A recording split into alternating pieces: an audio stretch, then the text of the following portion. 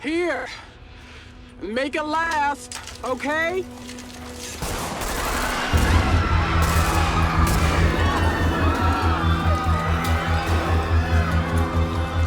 This food belongs to us now.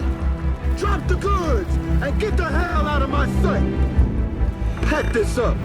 We're taking the garden next.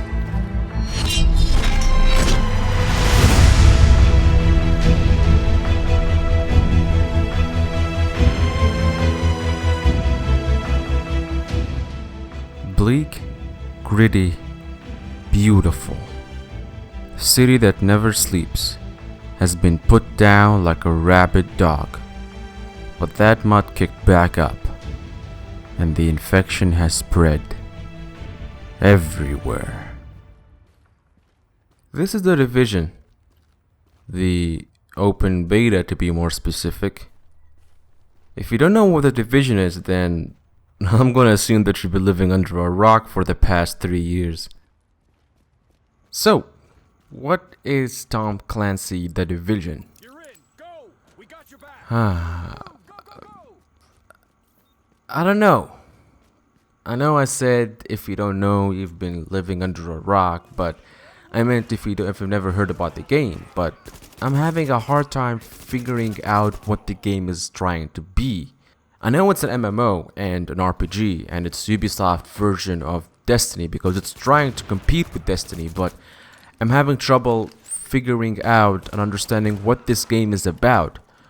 What's the plot or the storyline? Who am I? What's my purpose in this virtual world? I'm a guy who likes to have context and background in almost every game. True, you won't have background in a game like Battlefield, but it has given you enough context to know what kind of game it is and what's your purpose. In Battlefield, you choose a class, pick a gun, kill the enemy player, gain XP, and do it over again.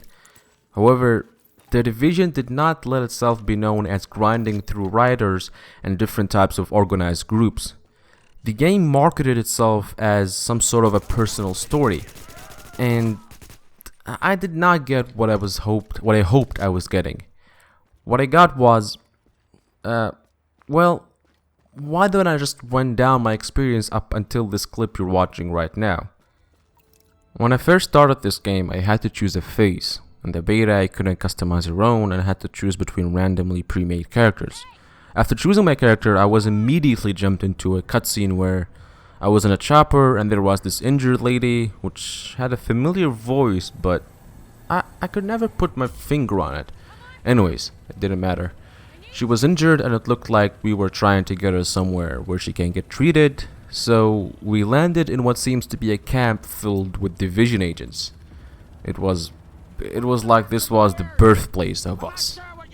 Anyways, I walked around trying to figure out everything, found a weapons vendor, mods vendor, gear vendor, and this lovely lady called Maria Hampleton. Oh, Agent, you look tired. Look, I hate to be the one to tell you, but we got so much to do here. So remember, wool is best in this weather, not synthetics. Listen, they got me doing this radio business because I got the sciatica, but you can count on me to give you the info you need, honey. She's actually the one who's sending me on this mission right now. I'm trying to save this guy called Private O'Brien. Anyways, so I tried gaining some friends, fit in some groups, get popular, but no one accepted. Oh well, deja vu. So I scanned the map for some missions and walked out of Camp Hudson. As soon as I walked out, everyone disappeared. No more agents. Then the game told me to regain my base of operations, so I obviously ignored that and went into the first sign of trouble I could find. Killed a few riders, a few cleaners, and then decided, hey, let's just go back and take a peek at this base of operations they have. So I killed a few enemies and unlocked my base. And I get this other cutscene where the same injured lady is being dragged to the base. I don't know where she was throughout the whole time between unlocking my base, but I honestly thought she died or something. Anyways, so she tells me to switch on these sectors or wings of the base, specifically 3, the tech wing, power wing, and medical wing. After switching them on and roaming around the base some more, I found another map which I scanned, and it showed a couple of main missions, which I went for the first one, which is rescue the doctor for the medical wing. And from there on out, after a few side missions, encounters, and a walk around the dark zone, we get to here. So let's try and find this Private O'Brien. And while we're at it, let's talk about the game. Up until now, what I got from this game is that everything revolves around your base of operations. You need an upgrade, go to the base. You need to buy a new gun, go to the base. In the beta, you only get two main missions, which both revolves around the base. One to get the doctor for the medical wing, and the other to get the engineer for the power wing, which in turn gives you upgrades. Here's my gripe with this. There is no story from these two missions. Granted, they're just two, but there was no narrative, no story. Like I said, I like everything to have background and context. This game marketed itself in having a background and context to why I'm here, but my existence in this world does not change it. You might say, well, you can't really expect a video game to have a reason to why you're being here. That's ridiculous. And my reply is The Witcher 3, Metal Gear Solid 5, Grand Theft Auto 5, Uncharted, and the game that will win this argument is The Last of Us. I don't expect every game to have a reason why I'm here, or who am I, or what happened before I was here.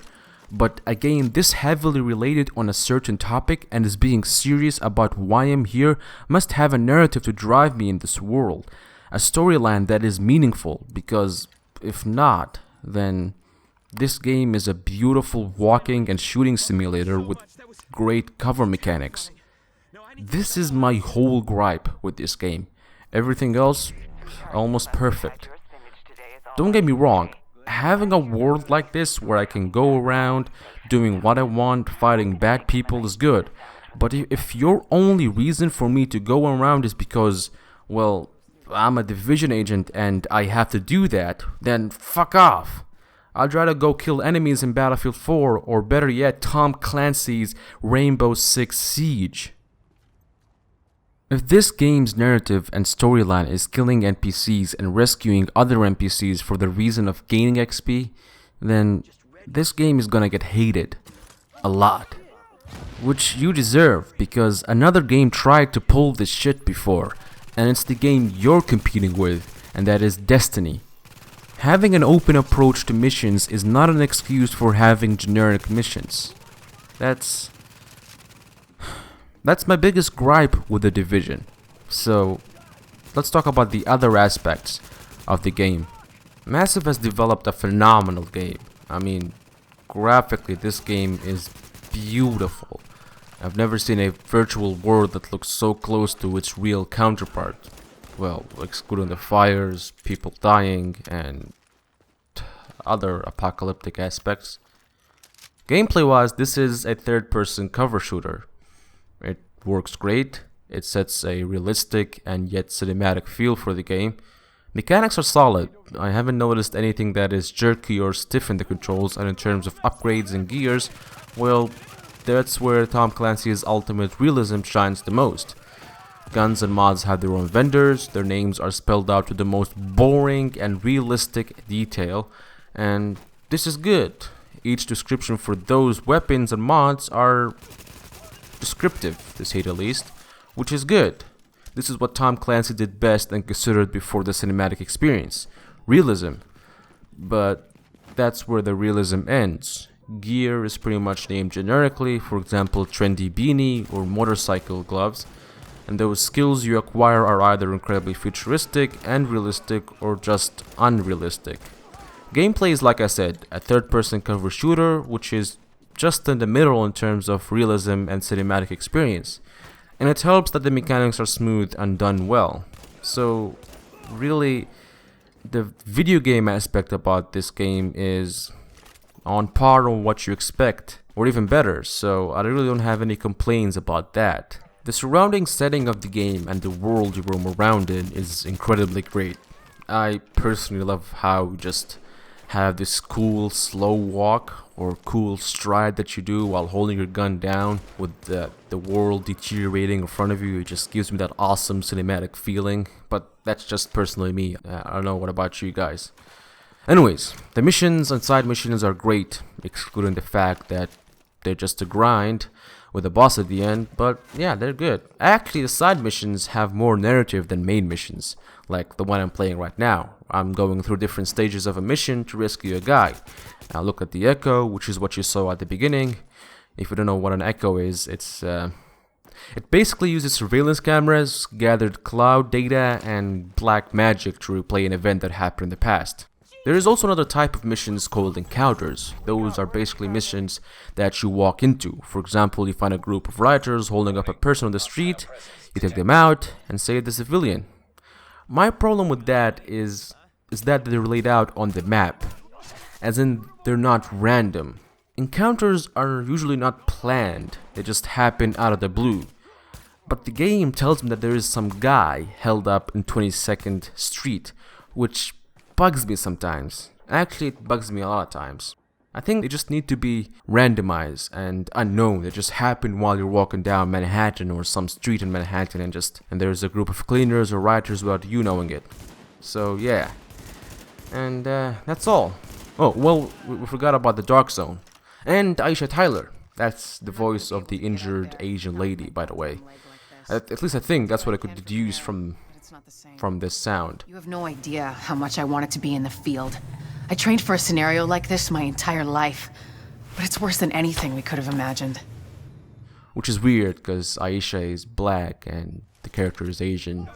But then video game has no rules. As long as your voice sounds good, it works. I mean, I could be an old lady for all you guys know, and you wouldn't even know about that. I could be using a voice changer.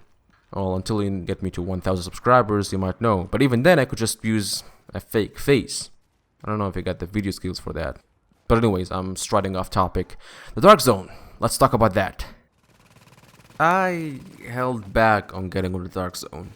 Not because it had the word dark in it and I felt spooky, but it's because I wanted to level up more in the game so that I can be more prepared. That until the curiosity got to me and I went in and found out that the Dark Zone had its own leveling system. Who knew? Anyways, once I went in there, I immediately made a new friend, which was weird because I thought that this was the PvP version of the game. PvP standing for player versus player. Huh. Odd. Anyways, once I dove into the world, I found a lot of interesting things. First thing I probably love about the Dark Zone is the distrust towards you and from you. I love the fact that whoever is an ally at a firefight might be a foe at the extraction. The way that the Dark Zone works is that there are areas in the Dark Zone filled with cleaners and rioters, and you have to take them out. They will drop loot and easy credit which you will carry and then extract at specific extraction areas. The reason you have to extract them is because the items are contaminated and needs to be extracted, decontaminated, and then stored in your stash. You are only allowed to carry a maximum of 6 items in the Dark Zone. The Dark Zone has 2 flaws. The fact that you have to be in a specific area for any sort of firefight to happen, just like encounters. Instead of them being random, you have to be somewhere planned for the event to be triggered. And the fact that the reset time for these firefights are way too long. So if someone at the Dark Zone went into a specific area and killed all the NPCs, you'd have to wait a century until that event resets. An actual real-life century. Well, no, I'm kidding, but it does take a long time. I just don't know how long it is. What I know is, it's annoying and needs to be fixed. I don't like it when things are planned, at least in this game. I wanted to have chaos and not planned areas for you to have controlled chaos, and that's what I hate about this encounters / specific Dark Zone firefight areas. I just want it to be randomized and unknown. I mean, that's what would happen in real life, wouldn't it? And this game is sort of simulating an actual real-life crisis. The best thing about the Dark Zone is the fact that no one is certain about the other. No one trusts the player beside him. That's why you'd see players sprinting away from each other after a firefight against an NPC is done, or walk cautiously when they're in an extraction area. I personally throw a turret every time someone is with me in the extraction area. I mean, I'm just that cautious or that paranoid. Either way, I can't feel safe when there's someone with me. No one will shoot at each other though. That's what I find really interesting, because they're scared of going rogue, because when you do that, unless you have a group of friends with you, you're basically telling everyone in the dark zone, hey, you get free loot, free XP, and no punishment if you killed me. I love the rogue status you get when killing players. It makes everyone hesitant of shooting you, especially for a lone wolf like me who would get his ass handed to him every time I step through the dark zone checkpoint doors. It's also very tempting to go rogue, because if you're confident enough and smart enough to get out of a rogue status without being shot, then there's a high chance, of you not being harassed by any other player, because they'd be too scared to fuck with you. So it's also the temptation of going rogue and making it out, but it's also the fear of going rogue and losing all your loot. So you'd always have to consider the pros and cons, which I really find interesting in a setting like this. And that is all about Tom Clancy's The Division. Do I think it sucks? Fuck no. Are you an idiot? It has its annoyances, but it doesn't have problems. It gives an amazing experience all around. True, I'm really pissed by the fact that there is no actual personal story like I expected, but the game stands out in other aspects, like how realistically chaotic the world would be after a crisis like this. It bothers me that I have to look past the personal story, but this is just the beta. Who knows what the full game would be like? I mean, to be honest, the full game would be released soon, so I'm not giving it a high hope, but still, the game is great fun, and that's what matters the most. So, if you enjoyed my video, then give me the likes, and give me the comments, and if you dislike my video, then I really don't give a fuck about dislikes. I got this flu, what's his name, the not giving a fuck arthritis. I'm excused. Subscribe to my channel if you want to see more, and if you're already subscribed, then share my video to your friends or relatives who will enjoy this, because sharing my videos like a Bashal noticed. This was MZ101, and guys, see you later next time.